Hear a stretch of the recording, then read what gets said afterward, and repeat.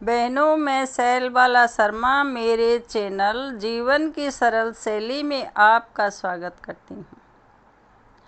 आज मैं आपको तुलसा जी में नित्य कैसे जल चढ़ाते हैं, कैसे उसकी पूजा करते हैं, कैसे भोग लगाते हैं, अगर घर की तुलसी सूख गई तो हम क्या करें, उस सूखे हुए पौधे का क्या करें, इसके बारे में आपको बताऊंगी।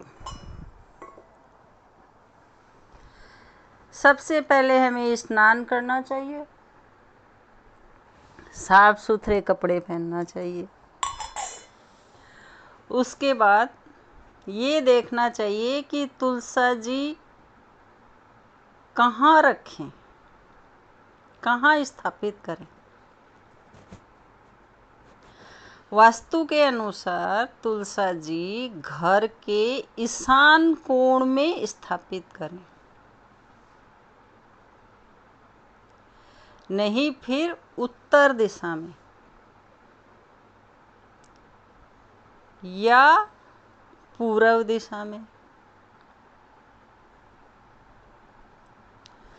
तुलसा जी साफ सुथरी जगह में होना चाहिए, उसके आसपास कोई कचरा नहीं होना चाहिए। तुलसा जी को अच्छे से पानी से धोकर स्नान करा के जल चढ़ाना चाहिए। तुलसा जी में 3 बार जल चढ़ाते हैं। सबसे पहले जड़ में, फिर बीच में, फिर सबसे ऊपर। तुलसा जी को जल चढ़ाते हैं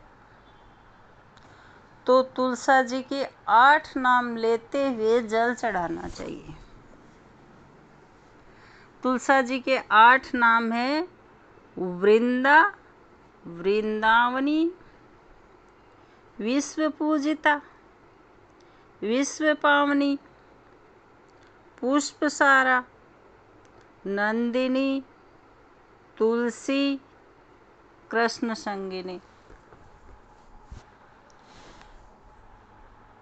या फिर तुलसा जी का बीज मंत्र लेते हुए 3 बार जल चढ़ाना चाहिए।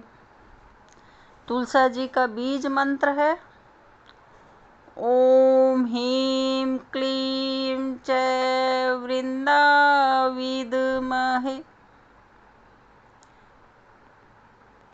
या फिर ओम नमो भगवते वासुदेवाय नमः। ऐसे कहकर 3 बार जल चढ़ाना चाहिए।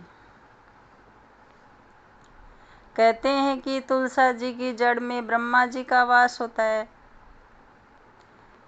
बीच में विष्णु जी का वास होता है, सबसे ऊपर रुद्र वास होता है। रुद्र मतलब शिव जी का वास होता है। उसके बाद तुलसा जी में पूजा करते हैं। रोली मोली, चावल, हल्दी ये सब चढ़ाते हैं और तुलसा जी को भोग भी लगाते हैं। ऐसे नहीं कि प्रसाद लिया जल में जड़ में चढ़ा दिया, नहीं, एक कटोरी में प्रसाद लिया, मिश्री, किशमिश, बतासे कोई भी लेकर कटोरी में रख के और तुलसा जी को चढ़ा दिया। जब हम जल चढ़ाते हैं तो तुलसा जी की जड़ में एक कटोरी रख देते हैं। कहते हैं कि जब जल चढ़ाते हैं तो वो पानी तुलसा जी को छूते हुए उसमें आएगा जो अमृत के समान है, जिसके पीने और नहाने से सब रोग कट जाते हैं। वो मैं आपको बाद में बताऊंगी। तुलसा जी अगर बीच में हो तो तुलसा जी के 3 परिक्रमा कर लेते हैं। नहीं, फिर जहाँ हम खड़े हैं वहीं पर 3 परिक्रमा कर लो। तुलसा जी को दिन में दीपक नहीं लगाते, क्योंकि सूर्य का प्रकाश रहता है। धूप से ही तुलसा जी की आरती करनी चाहिए। फिर शाम को दीपक लगाना चाहिए। तुलसा जी को घी का दीपक लगाना चाहिए। नहीं, फिर तेल का भी लगा सकते हैं। तुलसा जी का दीपक साफ सुथरा होना चाहिए। धातु का दीपक हो, वो गंदा हो तो उसको साफ कर लेना चाहिए।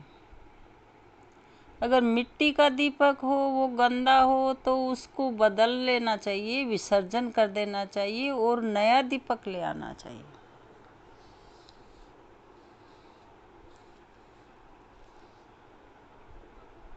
अगर हमारी तुलसा सूख रही है तो हम क्या करें?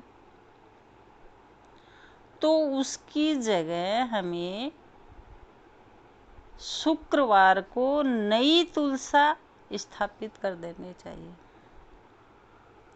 कहते हैं कि कार्तिक मास की पूर्णिमा शुक्रवार को तुलसा जी का जन्म हुआ था। वैसे तो हमें 4-5 गमलों में तुलसा लगानी चाहिए,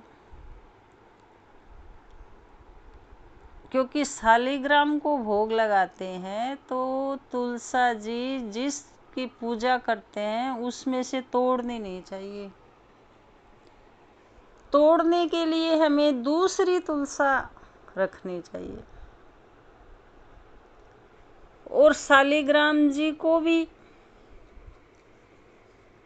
तुलसा की पूजा करते हैं तो मंदिर से लाके उसमें बैठा के फिर पूजा कर लेनी चाहिए, फिर वापस मंदिर में छोड़ना चाहिए। नहीं, फिर तुलसा जी को वहीं ले जाकर मंदिर के पास पूजा करनी चाहिए।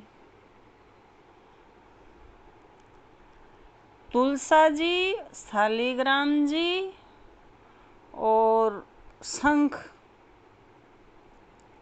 तीनों मिल जाते हैं तो त्रिवेणी संगम हो जाता है।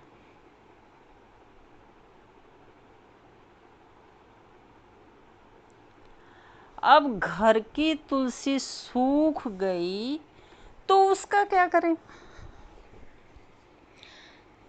कई कहते हैं कि सूखी हुई तुलसी को घर में नहीं रखना चाहिए। अरे नहीं, तुलसी हुई सूखी का भी बहुत महत्व है। तुलसी तो क्या, तुलसी की जड़ की मिट्टी का भी महत्व है। हम क्या करें कि तुलसा जी को दोनों हाथों से धीरे से उखाड़ें, फिर उसके टुकड़े टुकड़े टुकड़े टुकड़े करके एक डिब्बे में भर लें। जब तुलसी ताज़ा हमें नहीं मिलती है तो सूखी तुलसी हम शालिग्राम जी को चढ़ा सकते हैं। उसकी टहनियों का टुकड़ा भी हम भोग में लगा सकते हैं। घर में कोई हवन हो तो उस हवन में भी उस तुलसी को हम उपयोग में ले सकते हैं। घर का शुद्धिकरण होता है। और तुलसी की मिट्टी से भी हम तिलक लगाते हैं तो उसका बहुत महत्व है।